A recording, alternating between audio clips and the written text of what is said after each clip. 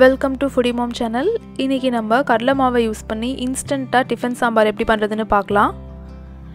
First ஒரு கடாயை heat பண்ணிட்டு அதுல ஒரு 1 டேபிள்ஸ்பூன் போல எண்ணெய் சேர்த்துருவோம்.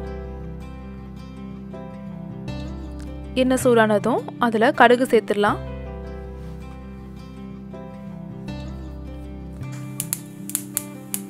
கடுகு இப்ப பொரிஞ்சிருச்சு. கடுகு பொரிஞ்சதும் கொஞ்சமா கருவேப்பிலை சேர்த்துருவோம்.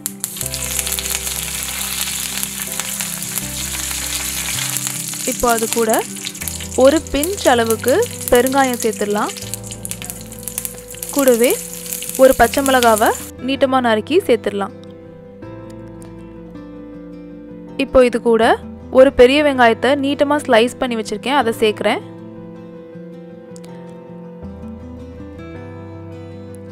இப்போ இந்த வெங்காயத்தை நல்லா வதக்கி விட்டுடுவோம்.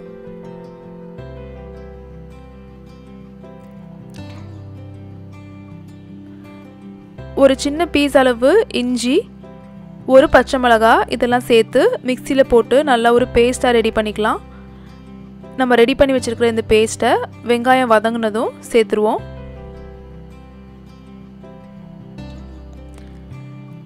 இப்போ இதில் இஞ்சியோட பச்சை வாசனை போகிற வரையும் இதை நல்லா வதக்கிக்கலாம்.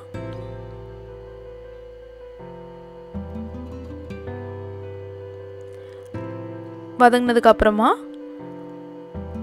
இது கூட நம்ம ஒரு தக்காளி சேர்க்கலாம். ஒரு பெரிய தக்காளியை சின்ன சின்னதாக கட் பண்ணி வச்சுருக்கேன், அதை சேர்த்துருவோம்.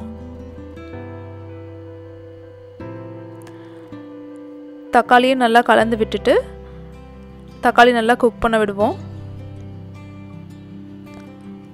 இந்த தக்காளி குக் ஆகிட்டு இருக்கும் போதே நம்ம கடலை மாவு மிக்சரை ரெடி பண்ணிட்டு வந்துடலாம்.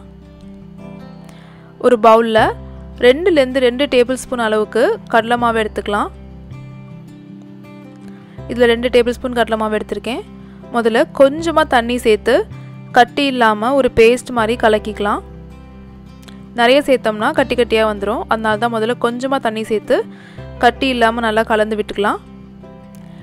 கட்டி இல்லாமல் ஸ்மூத்தாக கலந்ததுக்கப்புறமா அது கூட 1 கப் அளவு தண்ணி சேர்த்துடலாம்.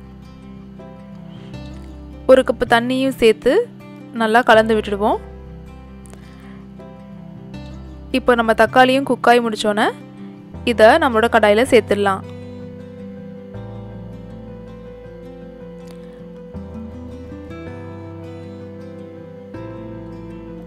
இந்த கடலை மாவு மிக்சரை சேர்த்தோன்னே லேசாக கலந்து விட்டுட்டே இருப்போம், இல்லைன்னா கடலை மாவு அப்படியே கீழே படிஞ்சு கட்டியாயிடும்.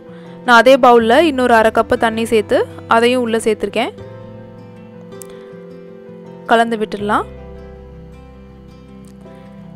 இப்போது 1/2 டீஸ்பூன் மிளகாத்தூள் சேர்க்குறேன். ஏற்கனவே நம்ம மிளகாய் சேர்த்துருக்கிறதுனால மிளகாத்தூள் கம்மியாக சேர்த்தா போதும். கூடவே 1/4 டீஸ்பூன் அளவு மஞ்சள் தூள், அப்புறம் நம்ம சுவைக்கேற்ப உப்பு சேர்த்துக்கலாம். இப்போது இது எல்லாத்தையும் நல்லா கலந்து விட்டுடுவோம். இனி இதை நம்ம கொதிக்க விடணும். இது கொதிக்கிறதுக்கு விடும்போது அப்பப்போ நடுவில் கலந்து விட்டுக்கலாம், இல்லைன்னா கடலை மாவு கீழே படிஞ்சு கீழே கட்டியாக ஃபார்ம் ஆகிடும். அப்பப்போ கலந்து விட்டுட்டே நம்ம இதை கொதிக்க விட்டோம்னா இந்த குழம்பு நல்லா திக்காகி நமக்கு டிஃபன் சாம்பார் ரொம்பவே சீக்கிரமாக ரொம்பவே டேஸ்ட்டாக ரெடி ஆகிடும். இப்போ நம்மளோட சாம்பார் ரெடியாக இருக்குது. இதை நம்ம இட்லி தோசை இல்லைனா பூரி கூட சர்வ் பண்ணலாம், ரொம்பவே சூப்பராக இருக்கும். இது கூட கொஞ்சம் கொத்தமல்லி சேர்த்துட்டு இது நீங்கள் இப்போ சர்வ் பண்ணலாம். கண்டிப்பாக இதை நீங்கள் ட்ரை பண்ணி பாருங்கள். Don't forget to subscribe our channel and thanks for watching our videos.